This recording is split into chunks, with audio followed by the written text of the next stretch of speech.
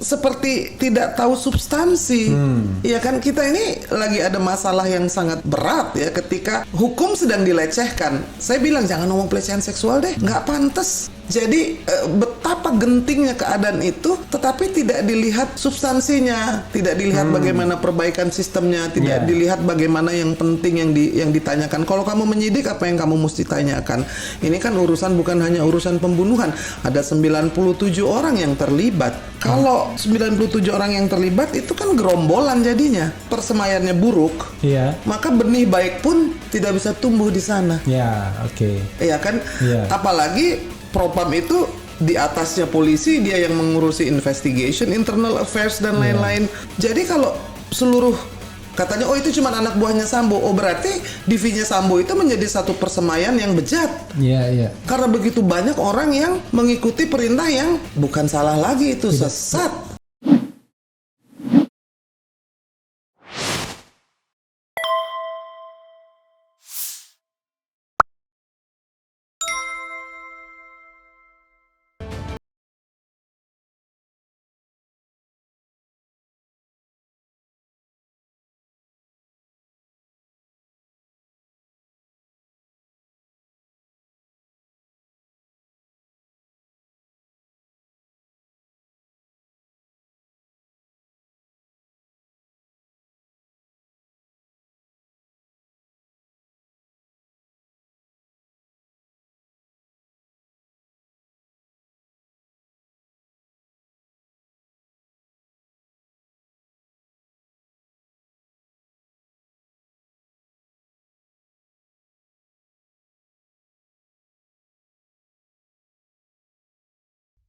Dan saya pikir juga ini juga ada pengalihan isu yang luar biasa masifnya ya kan, dari pelecehan balik lagi. Jadi makanya saya bilang, jadi kayak kita sudah lari, bukan lari di depan tapi malah mundur ke belakang. Menurut saya ini sesuatu yang menyedihkan karena sebetulnya ya kan ini semua mata sedang memandang ya kan kepada kasus ini.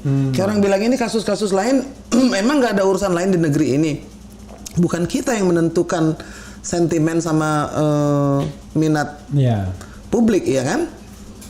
Baik dari terutama netizen ya, yang memang luar biasa. Jadi kalau menurut saya kasus ini berbelit-belit karena dari awal, kalau dari awal dimulai dengan kebohongan, kan harusnya kebohongan itu disingkirkan. Iya kan? Dimulai dengan penyidikan. Kok suaranya nggak ada? Bener nih suaranya. Nggak keluar ya? Hah? Yakin? Oke. Ini kadang-kadang nggak kedengeran, nggak yakin. Sobat era sekalian ini kadang-kadang ini dia bikin kaget aja. Apa dia bilang nggak ada suaranya? Nggak ada suaranya katanya.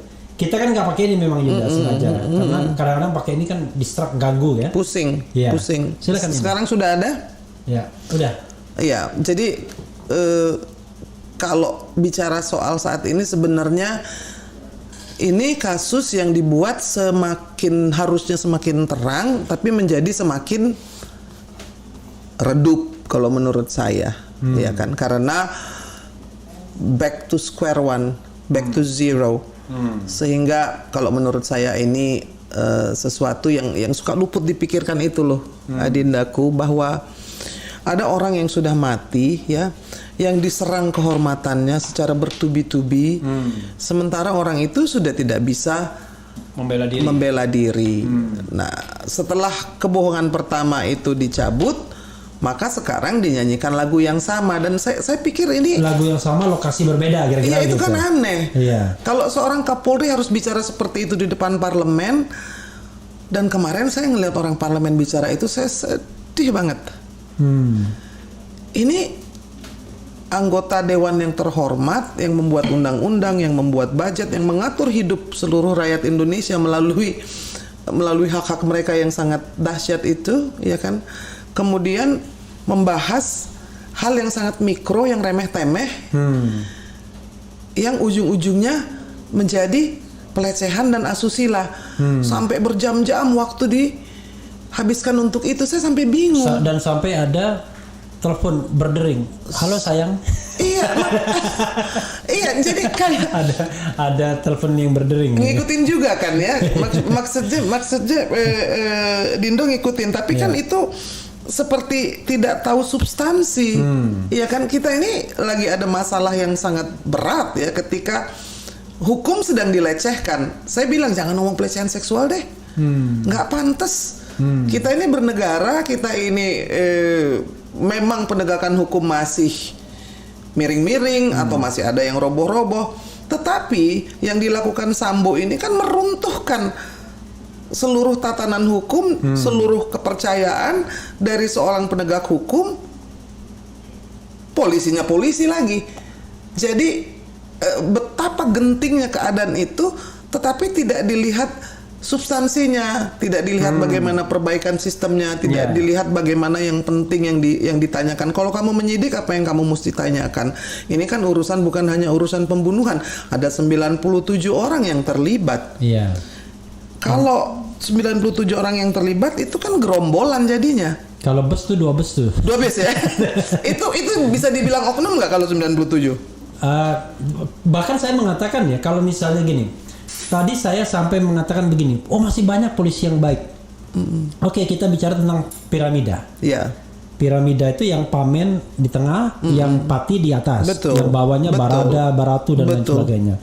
Ya Anda nggak bisa bilang bahwa yang baik itu di bawah itu baik. Iya, mereka belum punya kekuasaan. Kan kita yang harus lihat yang Pamen sama Patinya. Iya, iya. Nah, misalnya katakanlah dari let's say dari 100.000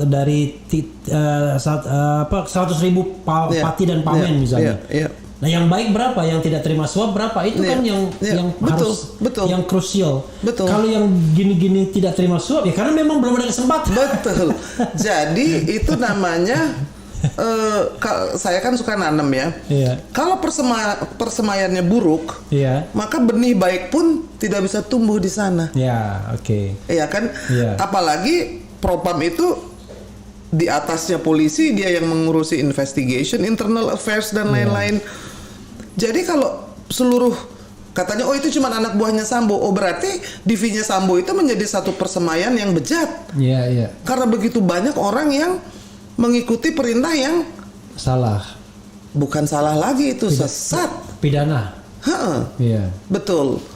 Menurut saya itu sesuatu yang mengerikan gitu. Kalau kita mengharapkan wakil-wakil kita yang terhormat itu bicara soal sistem dong supaya ini tidak terjadi lagi, bagaimana ya kan, lalu fungsi-fungsi dari katanya Kompolnas tidak punya gigi, tidak punya taring, apa mesti dikasih taring ya kan, lalu kalau sudah dikasih taring orang yang di sananya itu bisa dijamin nggak untuk mempergunakan taring itu semestinya? Iya dong. Jadi saya pikir banyaklah orang-orang baik yang masih ingin memberikan masukan dan perbaikan, tapi didengerin apa enggak ya sebenarnya? Ya, jadi yang jadi masalah Yunda ya, kok seolah-olah DPR tidak melihat ini untuk momentum melakukan reformasi kepolisian. Mereka menganggap bahwa ini business as usual aja. Maksudnya gini, ya ada orang mati, ada orang yang membunuh, ya bagaimana penyelidikan dan penyidikannya, nanti penuntutannya. Kok cuma itu doang? Padahal ini kan fenomena gunung es kan ibaratnya kan. Praktik-praktik seperti ini kan banyak tuh. Iya, nggak ada substansinya juga yang dibahas akhirnya. Iya, jadi ada puja-puji. banyak puja-puji. Saya juga heran ya kadang-kadang kenapa setiap misalnya fit and proper polisi selalu dipuja-puji oleh DPR gitu. Nah, saya punya pertanyaan nih. Iya. Adindaku kan pakar hukum tata negara. Sokol begitu ya. Sokol. DPR itu di atasnya polisi atau di bawahnya polisi sih? Nah, kenapa posisinya itu kesan, impresi dan cara mereka mengemukakan pendapat itu checks and balancesnya itu tidak kerasa? Ya, terkesan mereka takut ya, terkesan mereka teman, terkesan mereka kadang-kadang under gitu ya. Iya, nggak boleh dong cincai-cincai sama. Makanya saya bilang begini Yunda. Kita ini harus bisa membedakan antara pengawas sama yang diawasi. Iya, kan disebutnya mitra. Kami bangga bermitra. Apa yang namanya mitra itu saya nggak paham gitu. Jadi, kan ada checks and balances. Iya. Artinya apa sih bahasa Indonesianya, coba deh? mengimbangi dan saling cek, saling koreksi dan saling mengimbangi. Yes. Tapi sebenarnya gini, kalau kita lihat fungsi DPR kan fungsi pengawasan. Sebenarnya ini antara orang yang mengawasi dan orang yang diawasi. Malah posisinya nggak seimbang. Posisinya kan DPR lebih atas. Karena civil supremacy kan kita. Ya, dan yang seimbang tuh betul-betul seimbang tuh presiden. Ini kan aparatnya presiden. Karena gini, ini DPR, ini presiden aja di bawahnya. Ya, lalu ini ada polisi, ada apa. Nah, harusnya DPR itu menampilkan diri sebagai institusi yang ditakuti dan dihormati oleh orang yang diawasi. Satu. Ya kan? Kedua, yang menyuarakan ya bosnya kan rakyat. Bosnya rakyat. Nah, keinginan rakyat sama yang disuarakan wakil-wakil kita itu distorsinya tuh luar biasa. Iya. Dan itu lucu. Contoh ya misalnya. Soal katakanlah KM 50 misalnya. Itu kan KM 50 itu kalau yang ini masih mending Yunda. Kalau masyarakat civil society agak kompak. Masih ada yang namanya RDP. Sepanjang sepengetahuan saya atau sependek pengetahuan saya, 6 orang mati itu nggak ada RDP-nya loh. Oh gitu ya? Bayangkan, rapat dengar pendapat tidak ada. Nggak ada soal ini. Bahkan terkesan anggota DPR yang ngomong soal KM 50 itu terbatas. Paling cuma Romo Safi'i, Fadlizon, siapa lagi? Yang lainnya nggak ada yang ngomong ini. Jadi dia kayak free, ya kan? Free of charge ya. Meninggal. Nggak sempat keangkat ya? Iya, bahkan nggak sempat diangkat. Ada dinding yang tebal, ada tembok yang tinggi untuk mengangkatnya. Jadi terkesan takut akhirnya. Makanya ke Komisi 3 ada dua kemungkinan orang yang khawatir itu kan. Satu karena dia bagian dari sistem itu, ya kan? Yang kedua memang karena polisi memiliki sebuah kewenangan yang tidak dimiliki orang lain, bisa menersangkakan orang, menahan orang, memenjarakan orang. Nah, even anggota DPR sekalipun, kira-kira begitu. Nah, itu kan juga membuat satu institusi menjadi tidak sehat ketika tidak memiliki dewan pengawas, ya kan? Lalu dikatakan ada yang namanya Kompolnas. Kompolnas itu tak lain dan tak bukan hanya jadi corong akhirnya. Iya.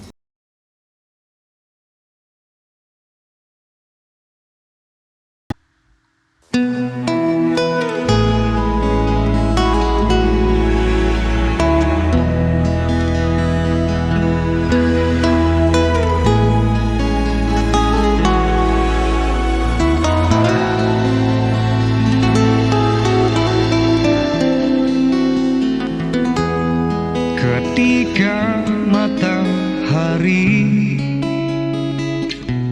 hanya di atas kepala, panas melelehkan. Ketika keadilan akan ditegakkan di hari akhir zaman. Padang yang luas tak ada naungan, tapi engkau pemimpin adil.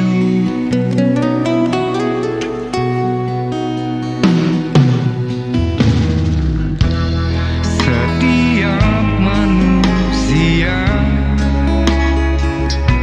ada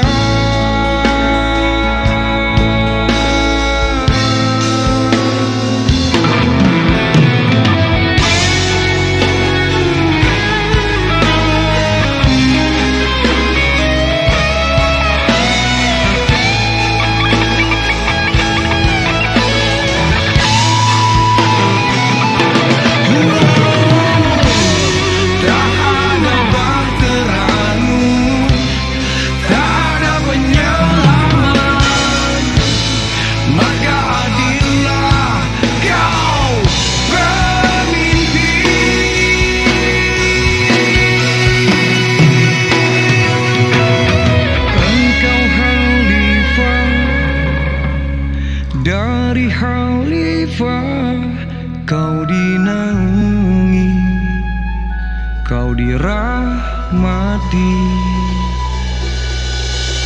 Tapi engkau khalifah, dari khalifah kau dinaungi, kau diselamatkan.